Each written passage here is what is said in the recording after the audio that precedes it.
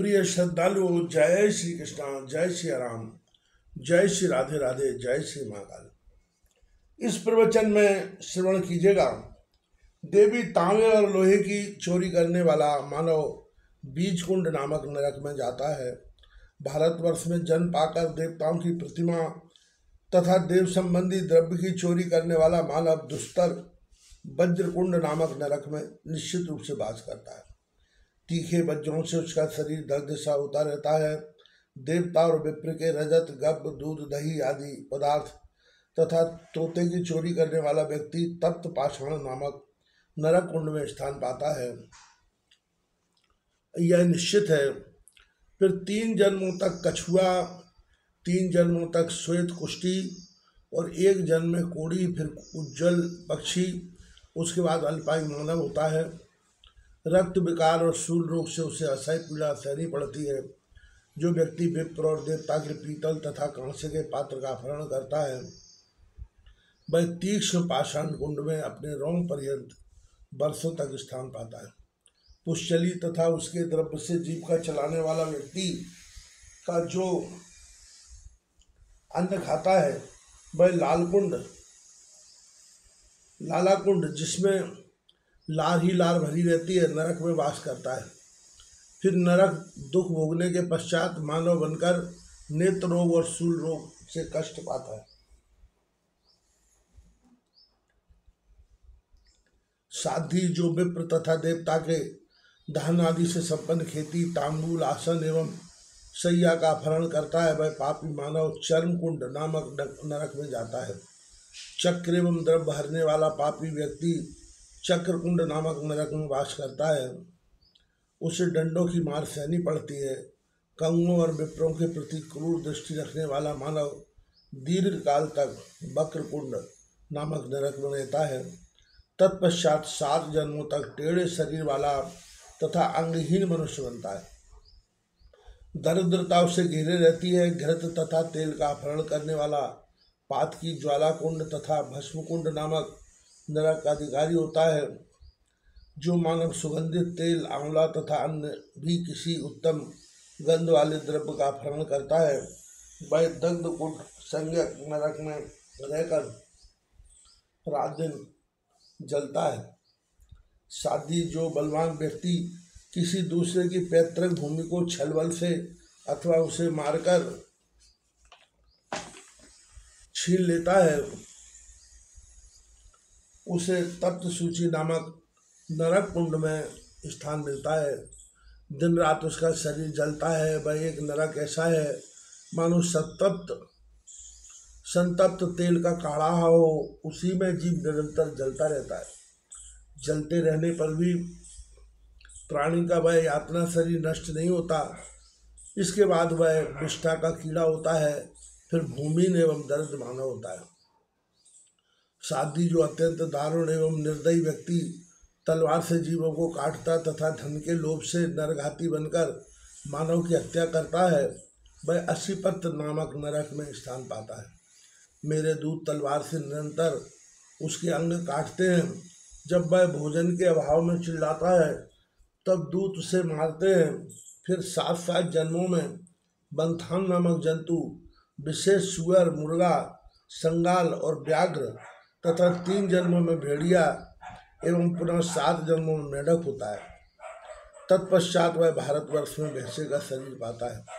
पतिव्रते ग्रामों और नगरों में आग लगाने वाला पापी मानव क्षुरधार संज्ञक नरक का अधिकारी होता है। 3 युगों तक उसमें रहता है और यमदूत उसके अंग को काटते रहते हैं। फिर उसे प्रेत की योनि मिल जाती है और मुंह से आग उगलता हुआ वह जंगल में भ्रमण करता है। 7 जन्मों में अमेध्य भोजी कबूतर, महान शूलरोगी एवं गलित कुष्ठी मानव होता है। जो दूसरे की निंदा करता है, दूसरे के दोष जानने में जिसकी विशेष स्पृहा रहती है तथा जो देवता एवं विप्र की निंदा करता है वह 3 युगों तक सूची मुख नामक नरक में स्थान पाता है। सूची में उसके सभी अंग छिल जाते हैं। फिर बिच्छू, सर्प, वज्रवीट तथा आग फैलाने वाले कीड़ों की योनि में 7 जन्मों तक भटकता है। जो गृहस्थों के घर में सेंध लगाकर घुस जाता है और भीतर पड़ी हुई वस्तुएं चुरा लेता है तथा गाय बकरी और भेड़ों की भी चोरी करता है, वह गौ का मुख नामक नरक में जाता है। मेरे दूतों की मार खाते हुए 3 युगों तक उसे वहां रहना पड़ता है। साधारण वस्तु चुराने वाला व्यक्ति नक्र मुख संज्ञक नरक में जाता है। मेरे दूतों की मार सहते हुए वह वहाँ रहता है। तदुपरांत उसकी शुद्धि हो जाती है। जो हाथियों, घोड़ों एवं गऊओं को मारता है तथा वृक्षों को काटता है, वह महान पातकी व्यक्ति गजदर्श नामक नरक में दीर्घ काल तक रहता है। मेरे दूत हाथी के दांत लेकर उन्हीं से उसको निरंतर पीटते हैं। फिर 3-3 जन्मों तक वह हाथी, घोड़े, गौ एवं मलिच जाति की योनि में उत्पन्न होता है।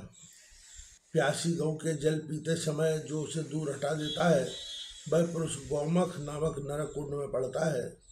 वहाँ सब और कीड़े और खौलता हुआ जल भरा रहता है। वह उसी में जलता हुआ वास करता है। इसके बाद दीर्घ रोगी एवं दरिद्र मानव होता है। जो शास्त्र के वचन की आड़ लेकर गौ, ब्राह्मण, स्त्री, भिक्षुक तथा गर्भ की हत्या करता है एवं अगम्या स्त्री के साथ गमन करता है, वह महान नीच व्यक्ति कुंभीपाक नरक में निवास करता है। मेरे दूत निरंतर मारते हुए उसे चूर्ण चूर्ण कर देते हैं। प्रज्वलित अग्नि, कंटक और खोलते हुए तेल में एक एवं गर्म लोहे तथा आग से संतप्त तांबे पर वह क्षण क्षण में गिरता रहता है। फिर गीध, सुअर तथा कौआ और सर्प होता है। तदनंतर वह विष्ठा का कीड़ा होता है। फिर बैल होने के पश्चात कोढ़ी मनुष्य होता है। दरिद्रता उसका साथ कभी नहीं छोड़ती। साध्वी जो भगवान श्री कृष्ण और उनकी प्रतिमा में, अन्य देवताओं तथा उनके विग्रहों में, शिव तथा शिवलिंग में, सूर्य तथा सूर्यकांत मणि में, गणेश और उनकी प्रतिभा में सर्वत्र भेद बुद्धि करता है, उसे आतिदेश की ब्रह्महत्या लगती है। अर्थात शास्त्र की आज्ञा के अनुसार उसे ब्रह्महत्या लगती है। जो अपने गुरु, इष्टदेव और जन्मदाता माता में भेद बुद्धि करता है, उसे ब्रह्महत्या लगती है। जो विष्णु भक्तों में तथा अन्य देव भक्तों में, विप्रों में एवं विप्रवेताओं में भेद बुद्धि करता है, उसे ब्रह्महत्या लगती है। विप्रों का चरणोदक और सालग्राम का जल एक समान पवित्र है। जो इनमें भेद करता है, उसे ब्रह्महत्या लगती है। भगवान शिव के नैवेद्य और श्री हरि के नैवेद्य में भेद बुद्धि रखने वाले को ब्रह्महत्या लगती है। परिपूर्णतम भगवान श्री कृष्ण सर्वेश्वरेश्वर हैं। वे संपूर्ण कारणों के कारण हैं। इन सर्वांतर्यामी आदि पुरुष की सभी उपासना करते हैं। इनके अतिरिक्त अनेक रूप मायामय हैं। वस्तुतः ये एक निर्गुण ब्रह्म है जो भगवान शंकर के साथ इनकी भेद कल्पना करता है। वह आतिदेश की ब्रह्महत्या का अधिकारी माना जाता है। जो मानव भगवती के भक्त तथा उनके शास्त्र के प्रति दोष बुद्धि रखता है, उसे ब्रह्महत्या लगती है। वेद में कहे हुए देवताओं और पितरों के पूजन का परित्याग करके जो निषिद्ध कर्म करता है, वह ब्रह्महत्या को प्राप्त करता है। जो भगवान ऋषिकेश तथा उनके मंत्रोपासकों की निंदा करता है, जो पवित्रों में भी परम पवित्र है, जिनका विग्रह आनंदमय ज्ञान स्वरूप है, तथा जो वैष्णव जनों के परम आराध्य एवं देवताओं के सेव्य हैं, उन सनातन भगवान श्री हरि की पूजा नहीं करते बल्कि उल्टे निंदा करते हैं, उनको ब्रह्महत्या लगती है। कारण ब्रह्म स्वरूपी मूल प्रकृति भगवती भुवनेश्वरी सर्वशक्ति स्वरूपा है। इन महादेवी को सबकी जननी कहा जाता है। संपूर्ण देवता इन्हीं के स्वरूप है। सभी निरंतर इनकी वंदना करते हैं। इन सर्व कारण रूपा भगवती जगदम्बा की जो निंदा करते हैं, उन्हें ब्रह्महत्या प्राप्त होती है। श्री कृष्ण जन्माष्टमी, रामनवमी, एकादशी, शिवरात्रि और रविवार व्रत ये अत्यंत पुण्य प्रदान करने वाले हैं। जो ये परम पवित्र 5 व्रत नहीं करते वे चांडाल से भी अधिक नीच मानव ब्रह्म हत्या के भागी होते हैं। जो भारतवासी मानव अम्बुबाची योग में अर्थात आर्द्रा नक्षत्र के प्रथम चरण में पृथ्वी होते हैं अथवा जल में शौच करते हैं उन्हें ब्रह्म हत्या लगती है। जो समर्थ होकर भी गुरु माता भाई शादी स्त्री पुत्र तथा अनिध पुत्री का भरण पोषण नहीं करता है वह ब्रह्म हत्या का अधिकारी होता है। जो भगवान श्री हरि की भक्ति से वंचित है उसे ब्रह्म हत्या लगती है।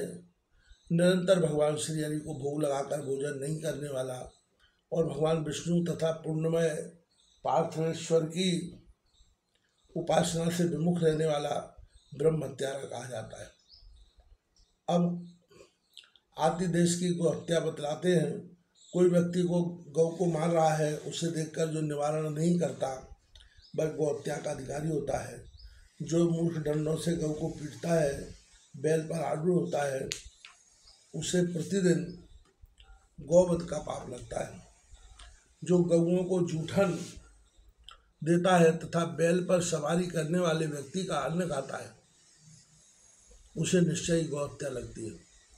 जो पैर से अग्नि का स्पर्श और गो पर चरण प्रहार करता है तथा स्नान करके बिना पैर धोए देव मंदिर में जाता है उसे गौवध का पाप लगता है। जो विप्र कायर पुरुष का तथा योनि जीवी व्यक्ति का अन्न खाता है और संध्या नहीं करता उसे गौ हत्या लगती है। जो स्त्री अपने स्वामी अथवा देवता में भेद बुद्धि करती है तथा कठोर वचनों से पति के हृदय पर आघात पहुंचाती है उसे निश्चय ही गौ हत्या लगती है। जो गौओं के जाने के मार्ग को तथा तड़ाग एवं दुर्ग को जोतकर उसमें धान बोता है वह गौ हत्या के पाप का भागी होता है। राजकीय उपद्रव और देवी प्रकोप के अवसर पर जो स्वामी यत्न पूर्वक गौ की रक्षा नहीं करता बल्कि उसे उल्टे दुख देता है वह मूढ़ मानव को गौ हत्या संबंध अवश्य लगती है। जो अतिथियों के लिए सदा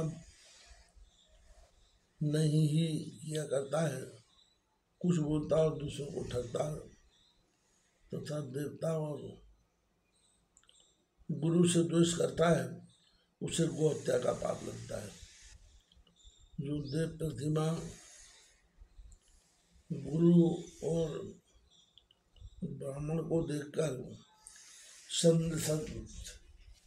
संदेह उत्पन्न करके उन्हें प्रणाम नहीं करता है उसे गौ हत्या अवश्य लगती है। जो ब्राह्मण प्रणाम करने वाले व्यक्ति को क्रोध में आकर आशीर्वाद नहीं देता तथा विद्यार्थी को विद्या नहीं पढ़ाता उसे गौ हत्या लगती है।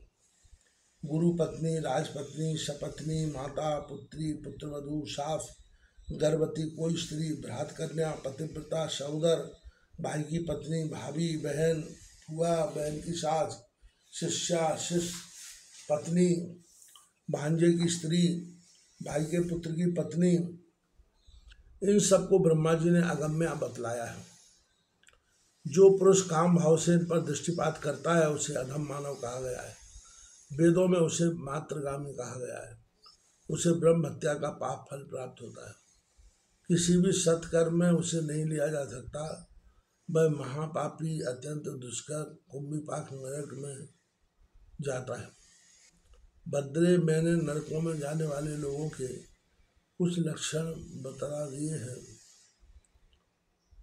इन नरक कुंडों से अतिरिक्त नरकों में जो जाते हैं उनका प्रसंग कहता हूँ सुनो। साध्वी जो द्विज पुंछली का अन्न खाता तथा उसके साथ रमण करता है पतिव्रते मरने के पश्चात वह कालसूत्र नामक अत्यंत दुर्गम नरक में जाता है। इसके बाद रोगी होता है। एक पति की सेवा करने वाली स्त्री पतिव्रता कहलाती है। 2 से प्रेम करने वाली उल्टा कहते हैं। 3 से संबंध रखने वाली को दर्शनी कहते हैं। 4 के पास जाने वाली पुष्यली मानी जाती है। पांचवें के साथ गमन करने वाली स्त्री को वैश्या संज्ञा होती है। 6 पति बनाने वाली पुंगी कहलाती है। इससे अधिक 7, 8 तथा चाहे जितने पुरुषों के पास जाने वाली स्त्री को महावैश्या कहते हैं। जो द्विज, उल्टा, धर्षणी, पुंशली, पुंगी, वैश्या अथवा महावैश्या के साथ गमन करता है वह मत्स्योद नामक नरक में जाता है, यह निश्चित है। उल्टागामी 100 वर्षों तक, धर्षणीगामी 400 वर्षों तक, पुंशलीगामी 600 वर्षों तक, वैश्यागामी 800 वर्षों तक, पुंगीगामी 1000 वर्षों तक तथा महावैश्यागामी काम मानव इसे दोगुने वर्षों तक।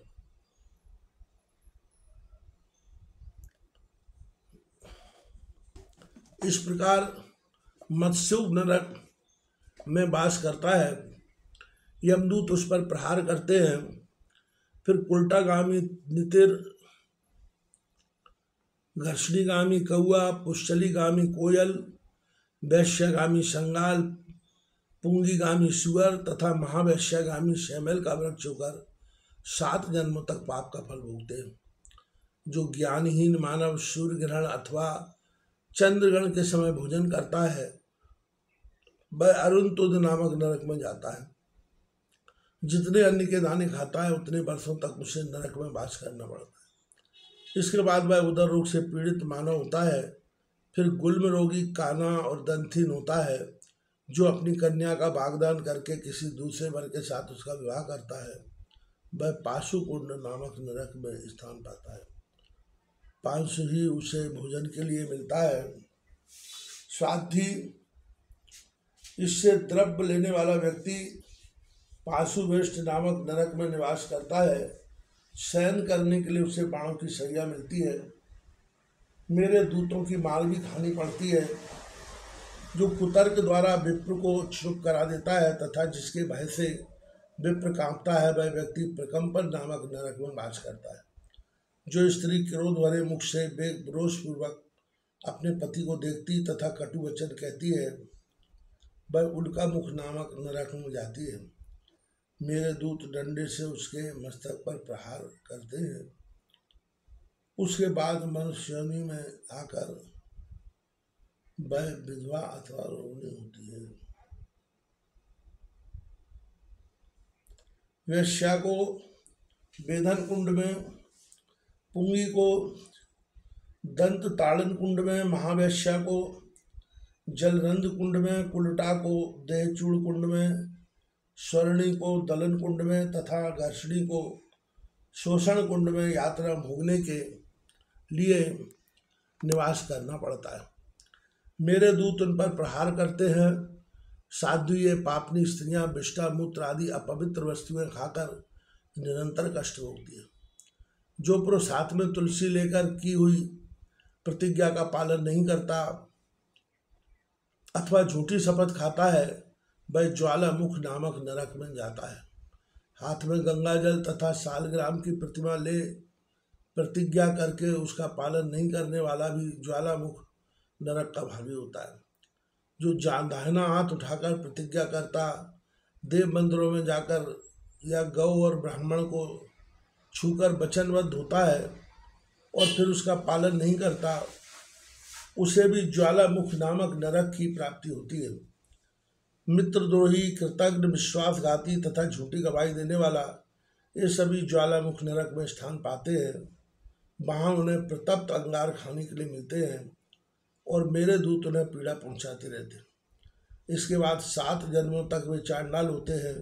गंगा जल लेकर प्रतिज्ञा करके उसे न पालने वाला 5 जन्मों तक मलिच्छ होता है। देवी शालग्राम का स्पर्श करके उसे की हुई प्रतिज्ञा का पालन न करने वाला 7 जन्मों तक विष्ठा का कीड़ा होता है। खुले हाथों देने की झूठी प्रतिज्ञा करने वाला 7 जन्मों तक सर्प होता है। उसके बाद ब्राह्मणेतर मानव की योनि में जन्म पाकर शुद्ध होता है। देव मंदिर में असत्य बोलने वाला 7 जन्मों में देवल होता है। विप्र आदि के सम्मुख प्रतिज्ञा करके उसका पालन न करने वाला व्याघ्र की जाति में जन्म लेता है। तदनंतर 3 जन्मों तक वह गूंगा और बहरा मानव होता है। मित्र से द्रोह करने वाला नेवला होता है, और कृतज्ञ विश्वासघाती व्याध होता है। वक्तव्य में जो झूठी गवाही देता है वह मेढक होता है। ये उपर्युक्त पापी मानव अपने आगे और पीछे की 7-7 पीढ़ियों को नरक में गिराते हैं। मूर्खता के कारण अपनी नित्य क्रिया से विहीन वेद के वचनों में अनास्था रखकर निरंतर कपटपूर्ण उनका उपहास करने वाला तथा व्रत और उपवास से रहित एवं उत्तम सद्वाक्य का निंदक विप्र धूम्रकुंड नामक नरक में निवास पाता है। बाँव से धूम्र के ही आहार पर रहना पड़ता है। फिर क्रमशः मत्स्य आदि नाना प्रकार की जलचर योनियों में जन्म ग्रहण करना पड़ता है। जो देवता और विप्र के धन का अपहरण करता है वह धूम के अंधकार से पूर्ण धूम्रांध नामक नरक में जाता है। उसे धुएं के कारण कष्ट भोगना पड़ता है। भोजन के लिए उसे धूम्र ही मिलता है। इस प्रकार की यातना भोगते हुए वह वहाँ रहता है। तत्पश्चात 7 जन्मों तक वह चूहे की योनि में जन्म पाता है। तदनंतर नाना प्रकार के पक्षियों, कीड़ों, वृक्षों और पशुओं की योनियों में जन्म पाने के पश्चात शुद्ध होता है। पतिव्रते ये सुविख्यात नरक कुंड बताए गए हैं। इनके अतिरिक्त अन्य छोटे छोटे अप्रसिद्ध नरक भी गिनाए जा गए हैं। अपने दुष्कर्मों के फल भोगने वाले पापियों से उन नरकों का कोना कोना भरा रहता है। कर्म फल भोगने के लिए प्राणी नाना प्रकार की योनियों में भटकते हैं। कहाँ तक बताया जाए।